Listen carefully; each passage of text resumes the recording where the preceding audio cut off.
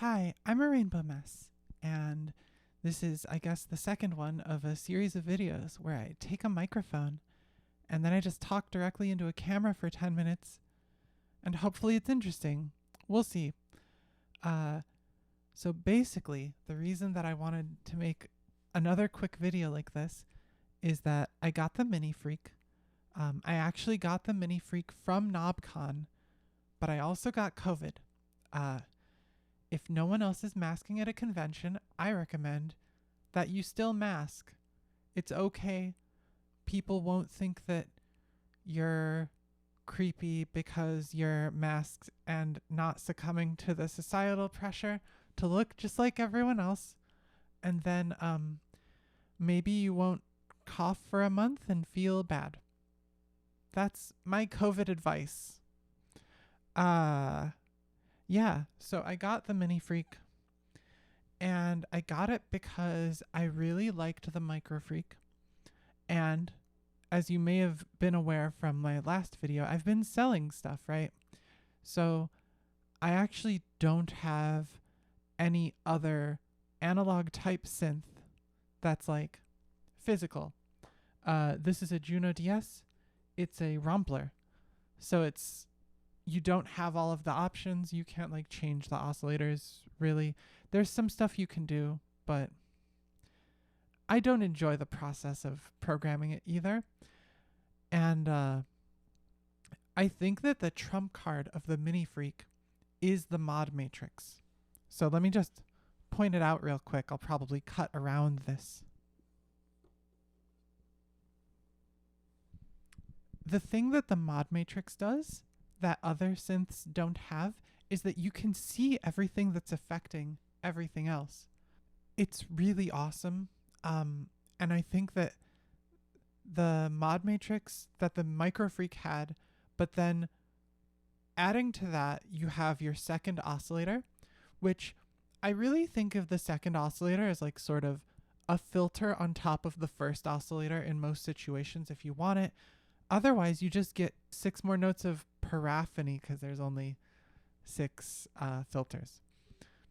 But you also have your 3 effect slots, and the effects are great. The minifreak is actually the synth that taught me that distortion is good because I've used it in like 2/3 of my patches, and the distortions they sound good. The reverbs sound good. The delays sound good. The compressor is good. I would say basically all the effects on the minifreak are good enough. And that's something that other synths in this price range have a really hard time with. The hydrasynth, for instance, I had a hydrasynth, I sold it. I greatly prefer the minifreak. It's not as powerful, but I think that the effects are better. I enjoy the 2 macros here. It's 1/4 as many macros as you get on the hydrasynth, but you have to use macros to control everything on the hydrasynth. And then because if you have the Explorer, you have to page back and forth. So yeah, I don't know. I really like the synth. I think that it's incredibly intuitive to make patches. As Sonic State says, patches just fall out of it, right? Partially because you can just change your oscillator if you want to like hear a different take on the sound you've already made, or even like on a preset that someone else has made. It's really easy to like learn the building blocks of synthesis. I went through the beginning of syntorial with this. So yeah, if you're looking for like a starter hardware synth, this would be my recommendation to anyone. However, should you be looking for a hardware synth? And I just want to talk about this real quick. I think the answer is probably no, unless you have a lot of disposable income and you just want it for fun. When I'm writing songs, the amount of time that I go out of the box is very low, and it's because doing things out of the box is very annoying, and I just wouldn't recommend it. It's frustrating. I would rather just pull up like Diva or Analog Lab, right? Anything in Analog Lab, and just use a preset or use a tweaked preset and figure out like how I can get a sound that's good enough and then orchestrate the song, because the orchestration matters.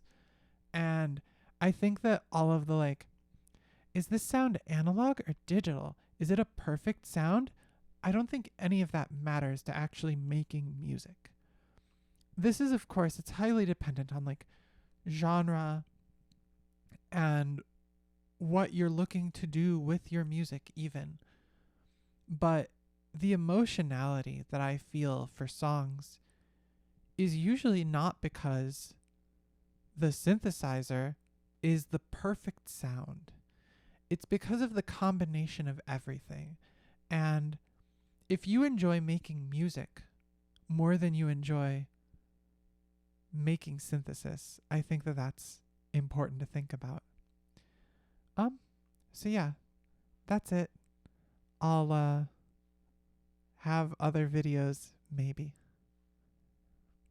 Have a good night.